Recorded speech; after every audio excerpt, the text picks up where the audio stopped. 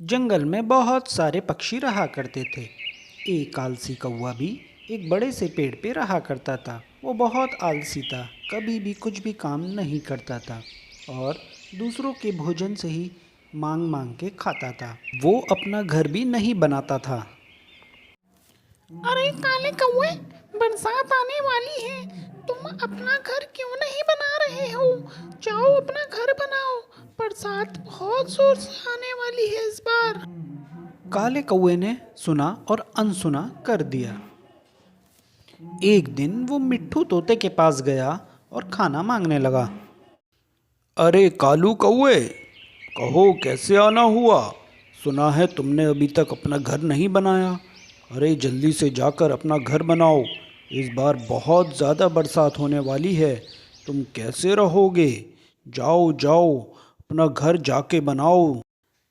देखो मिट्ठू तोते, मैं तुम्हारे पास आया था कुछ खाने के लिए, लेकिन तुम तो मेरे को ज्ञान देने लगे। मेरे को कुछ खाने को दे सकते हो तो दो, मुझे ये फालतू का ज्ञान बिल्कुल मत दो। फिर एक दिन बरसात का मौसम आ ही गया और सारे पक्षी अपने अपने घरों में सुरक्षित चले गए। लेकिन कालू कौवा पेड़ पर बैठ के काँव काँव करने लगा। हो, बहुत ठंड लग रही है, क्या करूं? कहीं मैं ऐसी बरसात में ठंड से मर ना जाऊं। इस तरह से कालू कौवे को रोते हुए देखकर पेड़ ने भी कालू को सलाह दी। अरे कालू कौवे, तुम इस तरह कब तक बैठे रहोगे? ऐसे तो तुम मर जाओगे।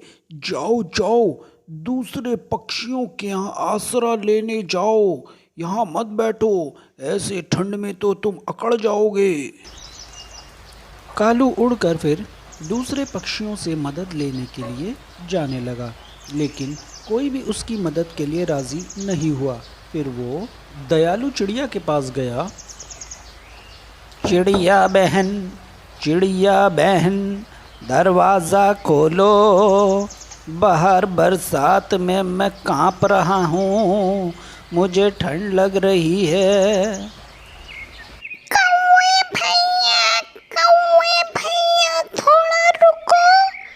मैं मेरे मुन्ने को कपड़े पहना रही हूँ। कालू कौवा बैठकर बाहर रोने लगा। थोड़ी देर के बाद कालू ने फिर से दरवाज़ा खटखटाया। चिड़िया बहन, मैं कांप रहा हूँ, दरवाज़ा खोलो। चिड़िया अंदर से ही बोली।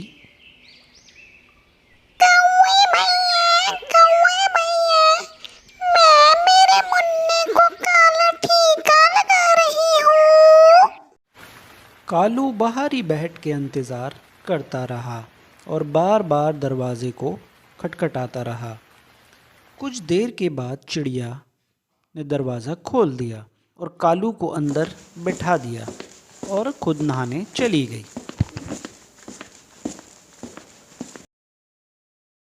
इधर किचन से कालू कौवे को खीर की महक आने लगी। अभी थोड़ी देर पहले ही चिड़िया ने अपने मुन्ने के लिए खीर बनाई थी। महक से कालू कौवे से रहा नहीं गया और वो किचन की तरफ चला गया और जाकर सारी खीर चट कर दी।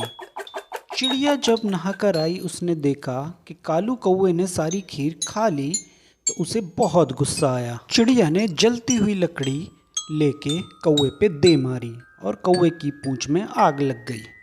बचाओ बचाओ, सबक मिला सबक मिला। सीख, हमें आलस छोड़ के अपने काम खुद से ही करने चाहिए। धन्यवाद।